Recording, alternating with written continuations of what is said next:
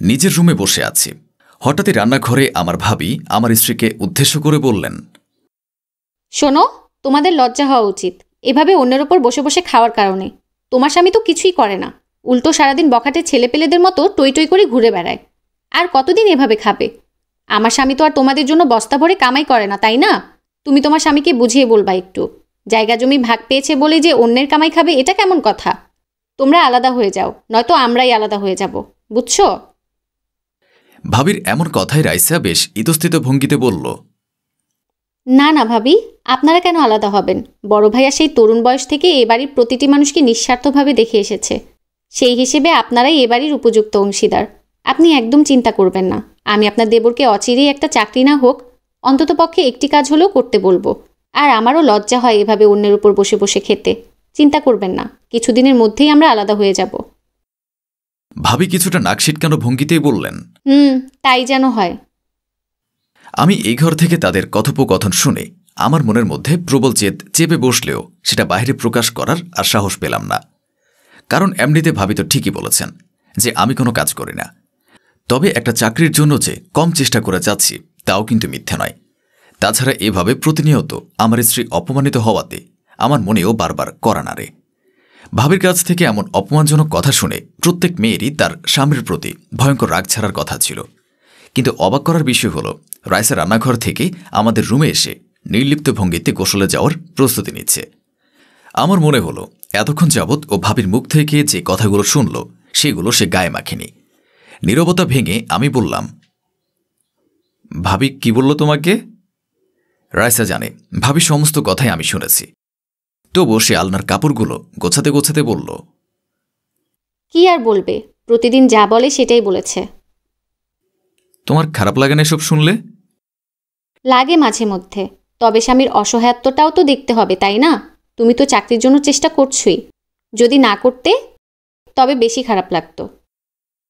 মেয়েটির এমন কথাই আমি ওর মুখের দিকে অবাক নয়নে তাকিয়ে থাকি এবং প্রতিবারই মনে হয় প্রভু হয়তো ওকে এক্সট্রা কোনো উপকরণ দিয়েই তৈরি করেছেন। রাইসের মতো এতটা ধৈর্যশীল মেয়ে বাস্তব জীবনে আমি খুব কমই দেখেছি। আমি তখন সবে অনার্স সেকেন্ড ইয়ারে পড়ি। আমার বাবা মারা গিয়েছেন আমার শিশুকালে, আর সেই থেকে আমার বড় ভাই আমাদের মা ছেলের এ ছোট্ট সংসারের হাল ধরেছিলেন। আমার মা যখন মুমূর্ষু অবস্থায় বিছানায় পড়েছিলেন তখনই তিনি বড় ভাইয়ের কাছে এক অনাকাঙ্ক্ষিত আবদার করে বসেন। মায়ের ইচ্ছা ছিল মৃত্যুর আগে আমার বিয়ে দেখে যাওয়া, কিন্তু আমার ছাত্রাবস্থাতে এই যুগে বিয়ে করাটা স্বাভাবিকভাবেই সমাজের শিক্ষিত মানুষের নিকট চোখে বিঁধে যাওয়া কাটা বই কি কিছু নয়। তবুও আমার হাজারো অনিচ্ছা সত্ত্বেও বড় ভাইয়া অনেক খোঁজাখুঁজির পর রাইসের মতন এমন নমনীয় মনের অধিকারী মেয়েকে আমার বউ বানিয়ে আনেন। যদিও কোনো পরিবারই এমন অপরিপক্ব অনার্স পড়ুয়া ছেলের কাছে নিজেদের মেয়েকে সমর্পণ করতে চাননি, কিন্তু আমার স্ত্রীর বাবা না থাকায় ওর পরিবার অনেকটা সুযোগ সন্ধানের মতোই নিজের মেয়েকে এ বাড়িতে বউরূপে পাঠিয়ে দেন। আমার মা মারা যাওয়ার পর থেকেই আমাদের প্রতি ভাবির হিংসা বিদ্বেষ ক্রমে বাড়তে থাকে। কারণ একে তো আমি কোনো কাজ করি না, এর মধ্যে আবার বড় ভাইয়ের উপর বসে বসে আমি এবং রাইসা ফ্রিতে খাচ্ছি। স্বভাবতই এগুলো কোনো নারীই মেনে নেবে না, সেখানে ভাবির কথা তো বাদই দিলাম। রাতে আমি আর রাইসা নিজেদের রুমে বসে গল্পগুজব করছি। হঠাৎই ভাইয়ার রুম থেকে চিৎকার চেঁচামেচির আওয়াজ শুনে দুজনেই একটু কান খাড়া করলাম। যতটুকু বুঝতে পারলাম যে ভাবি আমাদের ব্যাপারেই ভাইয়ার সাথে ঝগড়া করছে। অবস্থা ক্রমে বেগতিক দেখে আমরা আর এক মুহূর্ত দেরি না করে তাদের রুমে পাড়ি জমাই। আমাদের দেখে ভাবির রাগের মাত্রাটা বোধ হয় আরও একটু বাড়ল। তিনি অনেকটা আক্রোশ কণ্ঠেই আমাদের শুনিয়ে শুনিয়ে ভাইয়াকে বললেন, তোমার ভাই আর ভাইয়ের বইয়ের প্রতি যখন এতই দরদ উতলে পড়ছে, তবে তাদের নিয়ে তুমি এই বাড়িতে থাকো। আমি কালই বাপের বাড়িতে চলে যাব। এই বলে যখন তিনি রুম থেকে বের হতে যাবেন তখনই রাইসা তার হাত ধরে থামাতে গিয়েও ব্যর্থ হল। তিনি অনেকটা ছাড়ি দিয়ে রাইসার হাতটি ছুটিয়ে হনহন করে বের হয়ে গেলেন। এমন পরিস্থিতি দেখে আমি ভাইয়াকে শান্ত স্বরে বলে উঠলাম, ভাইয়া, আমি একটা কাজ পেয়েছি, কালই রাইসাকে নিয়ে অন্যত্র পাড়ি জমাবো। তুমি আর চিন্তা করো না এসব নিয়ে। ধুর, কি বলিস? তোর ভাবির কথায় সব কিছু হবে নাকি?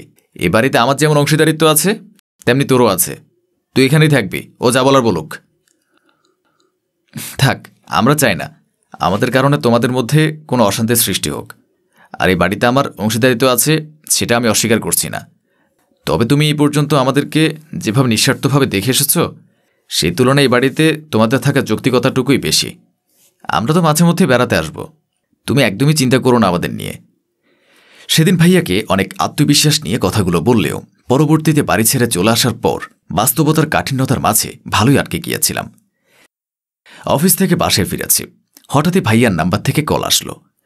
রিসিভ করতেই অপর পাশ থেকে কান্না মিশ্রিত কণ্ঠে আমার ভাবি বলে উঠলেন, রাকিব, তুমি তাড়াতাড়ি ঢাকা মেডিকেলে চলে আসো, তোমার ভাইয়া অ্যাক্সিডেন্ট করেছেন, প্লিজ তাড়াতাড়ি আসো।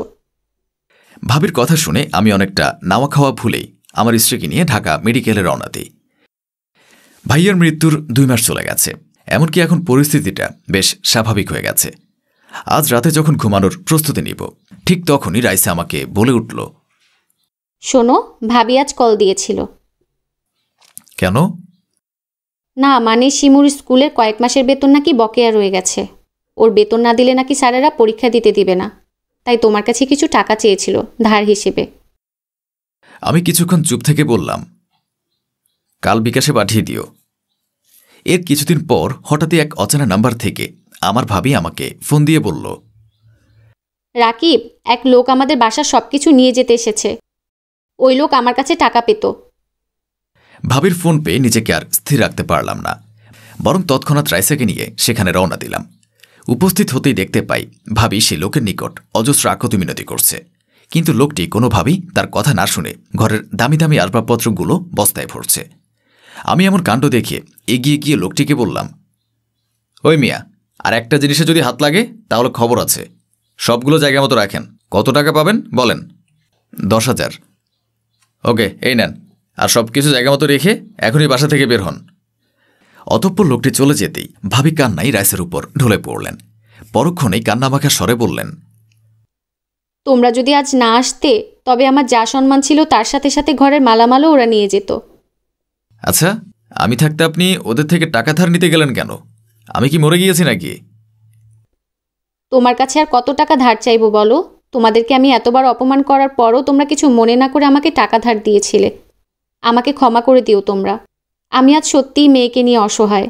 রাইসা তাকে সান্ত্বনা দিয়ে বলল, ভাবি, বড় ভাইয়া আমাদের যে কতটা সাহায্য করেছিল সেটা আমরা ভুলে যাইনি, আর আপনার দেবর আপনাকে কোনো টাকা ধার দেয়নি, বরং এগুলো নিজের দায়িত্ববোধ থেকে এমনিতেই দিয়েছে, আর ভবিষ্যতেও দিয়ে যাবে। রাইসার কথাই আমি তেমন কোনো প্রতিক্রিয়া ব্যক্ত করলাম না, কারণ মেয়েটি এমনই যে কখনো নিজের মনে কোনো প্রতিশোধের আগুন প্রজ্বলিত করে না। আমার যদিও ভাবির মতো এমন অহংকারী মহিলার দায়িত্ব গ্রহণের ব্যাপারে কোনো ইচ্ছে ছিল না, তবে আমার এমন নমনীয় হৃদয়ের অধিকারী স্ত্রীর সিদ্ধান্ত আদৌ আমার পক্ষে রিজেক্ট করা সম্ভব নহে। সত্যি, এমন হিংসা বিদ্বেষহীন মনের অধিকারী মেয়ে সমাজে খুব কমই আছে।